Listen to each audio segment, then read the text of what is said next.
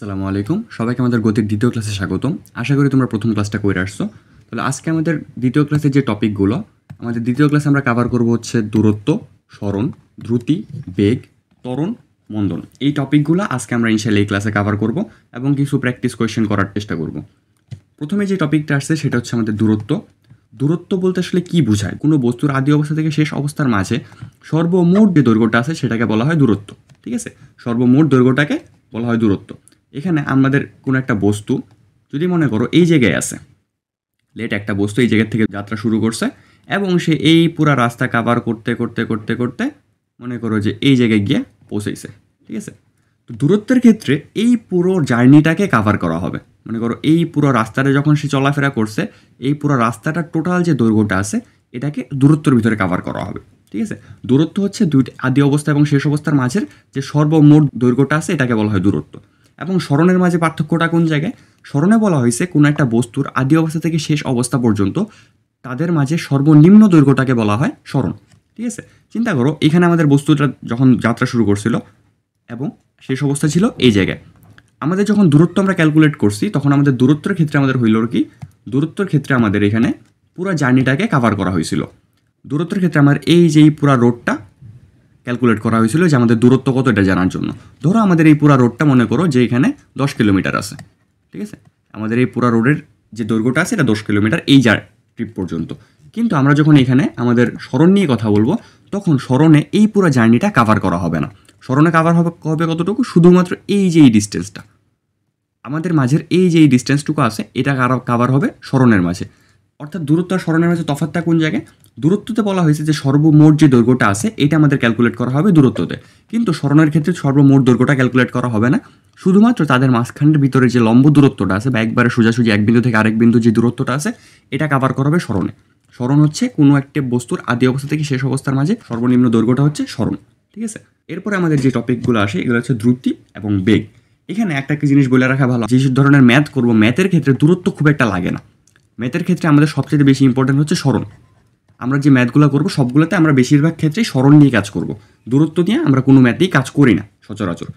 এখানে দ্রুতি এবং বেগ দুইটা জিনিস অলমোস্ট সেম, কিন্তু এখানে তফাৎটা হচ্ছে দ্রুতিতে আমরা দূরত্বের পরিবর্তনের হারটাকে মেজার করি। ঠিক আছে, সময়ের সাথে সাথে দূরত্ব পরিবর্তনের যে হার সেটাকে আমরা মেজার করি দ্রুতি হিসাবে, সেটাকে আমরা আইডেন্টিফাই করি দ্রুতি হিসাবে। সময়ের সাথে সাথে যখন সরণের পরিবর্তন হয় সেটাকে আমরা মেজার করি বেগ হিসাবে। সরি, এখানে তিনে এটা বেগ হবে। ঠিক আছে, আমাদের সময়ের সাথে সাথে সরণের পরিবর্তনের হারকে আমরা বলি বেগ এবং সময়ের সাথে সাথে দূরত্ব পরিবর্তনের হারকে বলি দ্রুতি। ঠিক আছে, তো এখানে ফর্মুলাটা কি? এই যে সময়ের সাথে সাথে যার সাপেক্ষে আমরা পরিবর্তন হচ্ছে তাকে তা দিয়ে ভাগ দেব কাকে? যার পরিবর্তন হইতেছে। আমাদের এখানে পরিবর্তন কার হইতেছে? দূরত্বের পরিবর্তন কার সাথে সাথে? সময়ের সাথে সাথে। সময়ের সাথে দূরত্বের পরিবর্তন হারকে আমরা বলি দ্রুতি এবং সময়ের সাথে সাথে সরণের পরিবর্তনের হারকে আমরা বলি বেগ। এরপরে টপিক যেটা আছে সেটা হচ্ছে আমাদের ত্বরণ এবং মন্দন। ত্বরণ এবং মন্দন কি? আমাদের কিছুক্ষণ আগে আমরা যেরকম দেখলাম যে দূরত্ব পরিবর্তন বা সরণ পরিবর্তনের হারকে যেমন বেগ বলে, ত্বরণ এবং মন্দনকে বলা হয় বেগ পরিবর্তনের হারকে ত্বরণ এবং মন্দন বলা হয়। ত্বরণ কোনটা? বেগের পরিবর্তনটা যখন ধনাত্মক, অর্থাৎ আমাদের আদি অবস্থায় একটা জিনিস শুরু হয়েছে, মনে করো 0 থেকে শুরু হয়েছে এবং সেটা 10-এ গিয়ে পৌঁছাইছে।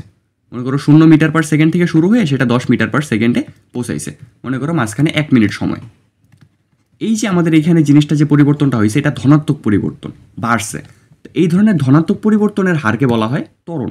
ঠিক আছে, কিন্তু যখন আমাদের পরিবর্তনটা হবে ঋণাত্মক হবে, অর্থাৎ মনে করো প্রথমে ছিল 10 মিটার পার সেকেন্ড এবং কিছুক্ষণ পরে সেটা 5 মিটার পার সেকেন্ড হয়ে গেছে, অর্থাৎ কি আমাদের বেগটা কমছে।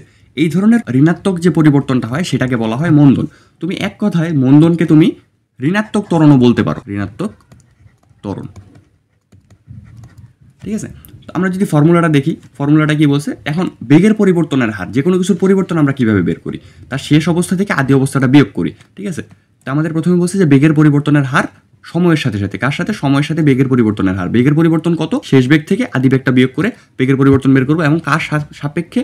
সময়ের সাথে যেহেতু পরিবর্তন হচ্ছে তাই সময় দিয়ে ভাগ করব। সেম জিনিসটা মন্দনের ক্ষেত্রে। এখন এখানে আমরা যেটা বললাম যে মন্দন হচ্ছে ঋণাত্মক ত্বরণ, তুমি মন্দনের ফর্মুলাটা আলাদা করে মনে রাখতে পারো। তাছাড়া তুমি যদি ত্বরণের আগে শুধুমাত্র একটা নেগেটিভ বসায় দাও বা মাইনাস বসায় দাও, তুমি সেম জিনিসটাই পাবা। তুমি মন্দনের এই ফর্মুলাটাও মনে রাখতে পারো, অথবা ত্বরণের যে ফর্মুলাটা আছে তার আগে তুমি মাইনাস বসায় দিতে পারো, অর্থাৎ মন্দন ইজ ইকুয়াল টু নেগেটিভ ত্বরণ। তুমি যদি ত্বরণের আগে মাইনাস বসায় দাও, তুমি যেটা পাবা ওইটাও মন্দনেরই ফর্মুলা পাবা। ঠিক আছে, তুমি আলাদা করে ফর্মুলা মনে রাখতে পারো, অথবা তুমি ত্বরণের আগে শুধুমাত্র নেগেটিভ বসায় দিতে পারো। ঠিক আছে, তো ত্বরণ এবং মন্দন কি, সময়ের সাথে সাথে যে বেগের পরিবর্তনটা হচ্ছে সেটা আইদার পজিটিভ অর নেগেটিভ, ধনাত্মক হবে অথবা ঋণাত্মক হবে, এই পরিবর্তনটাকেই আসলে আমরা ত্বরণ বলতেছি। ঠিক আছে, এরপরে আমাদের একটা বিষয় আছে, সেটা হচ্ছে ডাইমেনশন বা মাত্রা। তো মাত্রা বা ডাইমেনশন কি, একটা ঘটনা প্রবাহতে আমরা যে কয়টা জিনিস ইউজ করতেছি, মনে করো মাত্রা বা ডাইমেনশন কী কী হইতে পারে। মাত্রা বা ডাইমেনশন হইতে পারে কোনো কিছুর ভর, কোনো কিছুর ভর একটা মাত্রা হইতে পারে, কোনো কিছুর দৈর্ঘ্য একটা মাত্রা হইতে পারে, সময় একটা মাত্রা হইতে পারে। এই তিনটা জিনিসকে আমরা মাত্রা হিসেবে বলতে পারি। তো ভরের মাত্রা হিসেবে কি ইউজ করা হয়, ভরের ইংলিশে বলা হয় এটাকে ম্যাস। ঠিক আছে, তো ভরের মাত্রা হিসেবে ইউজ করা হয় এম। দৈর্ঘ্যকে বলা হয় লেন্থ, তো এটার মাত্রা হিসাবে যে চিহ্নটা ইউজ করা হয় সেটা হচ্ছে এল, এবং সময়ের ক্ষেত্রে টাইম, এবং এর মাত্রা হিসাবে ইউজ করা হয় টি। ঠিক আছে, তো এই তিনটা জিনিসকে আমরা মাত্রা হিসেবে ইউজ করি। এখন মাত্রার ক্যালকুলেশনটা হয় কীরকম, আমরা ফর্মুলা থেকে যে কোনো মাত্রা বের করতে পারি, আমাদের নতুন করে মাত্রায় মুখস্থ করার দরকার নেই। ঠিক আছে, যেমন মনে করো আমরা যদি বেগের মাত্রা চিন্তা করি, যদি আমাদের বলা হয় যে বেগের মাত্রা বের করতে, তো বেগ হিসেবে আমরা কি জানি, যে বেগের ফর্মুলা হচ্ছে যে সরণ বাই সময়,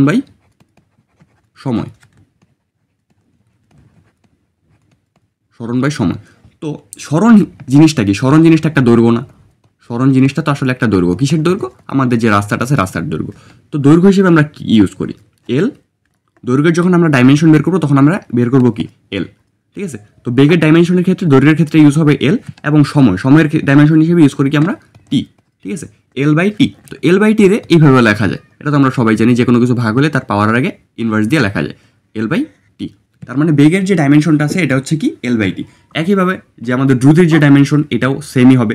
আমরা যদি ত্বরণের ডাইমেনশন বের করতে যাই, ঠিক আছে, যে ত্বরণের ডাইমেনশন কি, ত্বরণের ডাইমেনশন বলছে যে শেষ বেগ, শেষ মাইনাস আদি বেগ।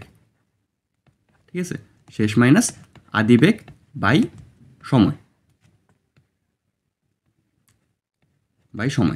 এখন ডাইমেনশনের ক্ষেত্রে আমরা বিয়োগ বা যোগ করলে ডাইমেনশনের কোনো পরিবর্তন হয় না। ঠিক আছে, বিয়োগ বা যোগ যখন আমরা করব তখন ডাইমেনশনের কোনো পরিবর্তন হবে না। যেমন আমরা 10 থেকে 5 বিয়োগ করলে 5 থাকতেছে, ডাইমেনশনের ক্ষেত্রে এরকম না। তুমি বিয়োগ করো বা যা করো, ডাইমেনশনের এই জিনিসটার কোনো পরিবর্তন হয় না, জিনিসটা সেমই থাকে। তুমি যদি ভাগ অথবা গুণ করো তাহলে এর পাওয়ারের পরিবর্তন হবে। ঠিক আছে, তো এটাকে আমরা এক কথায় বলতে পারি যে বেগের পরিবর্তন, ডেল অফ বেগ। বেগের পরিবর্তন কি, বেগের আদি বেগ মাইনাস শেষ বেগ, শেষ মাইনাস আদি বেগ, অথবা বেগের পরিবর্তন, একই কথা, এবং সময়। ঠিক আছে, তো আমরা যখন ত্বরণের ডাইমেনশন বের করব তখন আমাদের এখানে কি আছে, বেগ। পরিবর্তনের সাথে ডাইমেনশনের কোনো পরিবর্তন হয় না। যেহেতু বেগের পরিবর্তন বলছে, অর্থাৎ উপরে বসবে আমাদের বেগের ডাইমেনশন কোনটা, এলটি ইনভার্স 1, এবং নিচে বসবে আমাদের কোনটা, যেটা আছে সময় মানে টি।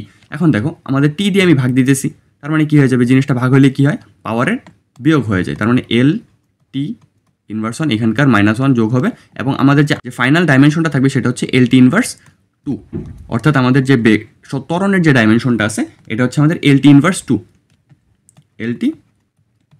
2। এইভাবে করে তুমি যে কোনো কিছুর ডাইমেনশন বা মাত্রা বের করতে পারবা, তোমার আলাদা করে এটা মুখস্থ করার দরকার নেই। ঠিক আছে, তুমি যদি মুখস্থ করতে চাও সেটা তোমার ইচ্ছে, তুমি মুখস্থ করতে পারো, বাট এভাবে তুমি চাইলে যে কোনো কিছুর ডাইমেনশন বের করে নিতে পারো ফর্মুলা থেকে। ঠিক আছে, তো এখানে আমাদের একটা প্র্যাকটিস কোয়েশ্চেন আছে। প্র্যাকটিস কোয়েশ্চেনে কি বলছি দেখি। আমাদের প্র্যাকটিস কোয়েশ্চেনে বলা হয়েছে যে রাফি তার বাড়ি থেকে 5 মিনিটে তার স্কুলে পৌঁছায়। আচ্ছা ঠিক আছে, আমাদের বলা হয়েছে রাফি থেকে বাড়িতে 5 মিনিটে স্কুলে পৌঁছায়। আমরা যদি পুরো ফিগার টাকতে চাই, মনে করো এটা তার বাড়ি, এখান থেকে সে স্কুলে গেছে, মাঝখানে সময় লাগছে 5 মিনিট। 5 মিনিটে স্কুলে গেছে, এবং বাড়ি থেকে স্কুলে যাওয়ার মধ্যবর্তী দূরত্ব, এবং দূরত্বটা কত, 5 কিলোমিটার। আমাদের বলা হয়েছে মধ্যবর্তী দূরত্ব। যখন মধ্যবর্তী দূরত্ব হবে এটা আলটিমেটলি সরণ বলা যায়। মধ্যবর্তী দূরত্ব আর সরণ জিনিসটা সেম। আমাদের যে যত ক্যালকুলেশন আছে সবগুলোতে আমরা সরণ ইউজ করি, আমরা এখানে দূরত্ব ইউজ করা হয় না খুব একটা। ঠিক আছে, তো আমাদের বলছে যে বাড়ি থেকে স্কুলের যে দূরত্বটা আছে বা মধ্যবর্তী দূরত্ব বা সরণ যেটা আছে সেটা হচ্ছে 5 কিলোমিটার। আমাকে বলছে যে রাফির বেগ কত। ঠিক আছে, তো আমরা বেগের ফর্মুলা কি পাইছিলাম, আমরা বেগের ফর্মুলা হিসেবে কি জানি, যে বেগ সমান সরণ বাই সময়। তো এখানে রাফির বেগটা কত হবে, রাফির সরণ কত, 5 কিলোমিটার, এবং সময় কত, 5 মিনিট। ঠিক আছে, তাহলে আমাদের ওর বেগ কত হবে, 5 5 কাটা, এখানে থাকবে 1 এবং ইউনিটটা খেয়াল করে লিখতে হবে, ইউনিটটা কত, কিলোমিটার পার মিনিট। ঠিক আছে, তাহলে আমাদের রাফির বেগ কত, কিলোমিটার পার মিনিট। এখানে যদি মনে করো যে 5 মিটার থাকতো, যে ধরো এখানে রাফির দূরত্ব 5 মিটার এবং সময়টা হচ্ছে 5 সেকেন্ড, তখন আমাদের ইউনিটটা কি হয়ে যেত, যে কিলোমিটার পার সেকেন্ড। ঠিক আছে, ইউনিটটা খেয়াল করে লিখতে হবে। এরপর আমাদের বলছি যে রাফির ত্বরণ কত। ঠিক আছে, ত্বরণ হিসাবে আমরা কি জানতাম, ত্বরণের ফর্মুলা কি, ত্বরণের ফর্মুলা হচ্ছে শেষ বেগ মাইনাস আদি বেগ বাই সময়। ঠিক আছে, এটা হচ্ছে আমাদের ত্বরণের ফর্মুলা। এখানে আমাদের শেষ বেগ অথবা শেষ বেগ আর আদি বেগটা কত, দেখো আমাদের শুরুটা হচ্ছে এখান থেকে, এই জায়গা থেকে আমাদের শুরুটা হইতেছে, এবং তার মানে এটা হচ্ছে আমাদের আদি অবস্থা, এবং এখানে গিয়ে আমাদের শেষ হইতেছে, এটা আমাদের শেষ অবস্থা। তো এখানে যেহেতু সে স্থির অবস্থা থেকে শুরু করছিল, তাহলে তার এখানে বেগ কত হবে, অবভিয়াসলি এখানে 0 metre per second, 0 kilometre per hour, 0 kilometre per minute হবে এখানকার তার বেগটা। ঠিক আছে, অতএব আমাদের আদি বেগটা কত, 0 কিলোমিটার পার মিনিট। ঠিক আছে, এবং শেষ বেগটা কত হবে, কিছুক্ষণ আগে আমরা এখানে শেষ বেগটা ক্যালকুলেট করছি, কত, 1 মিটার পার মিনিট। তো আমাদের শেষ বেগটা কত হবে এখানে, 1 কিলোমিটার পার মিনিট। ঠিক আছে, তো আমরা এখানে, এবং টোটাল সময় কতক্ষণ লাগছে, 5 মিনিট। ঠিক আছে, তো আমরা এটা এখানে বসাই দিই ভ্যালুগুলো। আমাদের শেষ বেগ কত, 1 কিলোমিটার পার মিনিট, আদি বেগ কত, 0 কিলোমিটার পার মিনিট, এবং আমাদের সময় কতক্ষণ লাগছে আমাদের টোটাল সময় লাগছে 5 মিনিট। ঠিক আছে, তো আমি এখানে যদি বিয়োগ করি, এখানে উপরে থাকবে আমার 1 কিলোমিটার পার মিনিট এবং নিচে 5 মিনিট। তো আমি যদি 1 দিয়ে 5 ভাগ দিই, আমাদের এখানে আনসার আসবে 0.2 কিলোমিটারের জায়গায়, এবং মিনিটের স্কোয়ার হয়ে যাবে, যেহেতু মিনিট 2 এখানে একবার অলরেডি মিনিট ভাগ অবস্থায় আছে, আরেকবার মিনিট দিয়ে ভাগ করা হয়েছে, অর্থাৎ এখানে মিনিট স্কোয়ার। এটাকে আমরা এইভাবে লিখতে পারবো, অথবা 0.2 কিলোমিটার পার মিনিট স্কোয়ার, এটাও লিখতে পারবো। ঠিক আছে, তো এটা গেল আমাদের একটা প্রবলেম। এবং পরে আরেকটা প্রবলেম বলা হয়েছে, বলছে কি রাফি প্রথমে যেহেতু বলে দিচ্ছে, তার মানে এটা আমাদের আদি অবস্থা।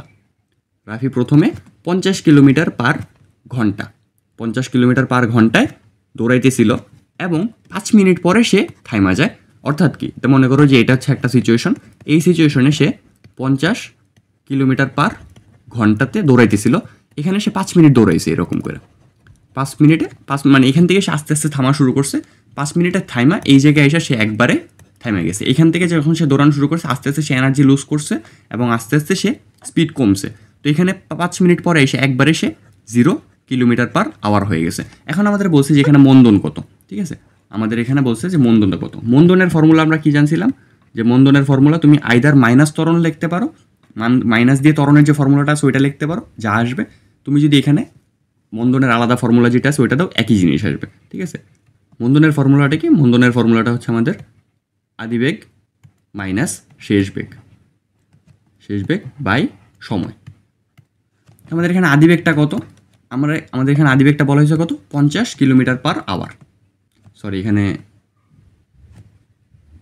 ঘন্টা না, এখানে তুমি মিনিট দাও, মিনিট দিলে আমাদের ক্যালকুলেশনটা সহজ হবে।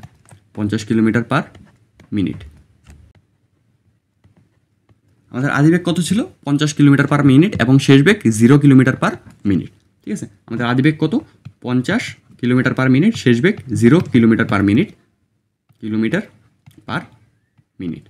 ঠিক আছে, এবং তার সময় লাগছে কত, 5 মিনিট টোটাল। ঠিক আছে, 5 মিনিট। তাহলে তার মন্দন কত, মন্দন হচ্ছে এখান থেকে যদি ক্যালকুলেশন করি, এখান থেকে 50, এখানে কাটলে 10 কিলোমিটার পার মিনিট। ঠিক আছে, আমাদের মন্দন কত আসছে, 10 কিলোমিটার পার মিনিট।